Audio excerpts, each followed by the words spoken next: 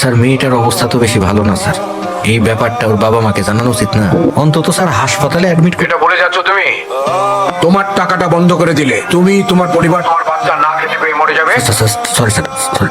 ढूंढने को जमाने में जब वफा निकला আমার মক্কেল পাখি 6 বছরের একটা শিশু মাত্র।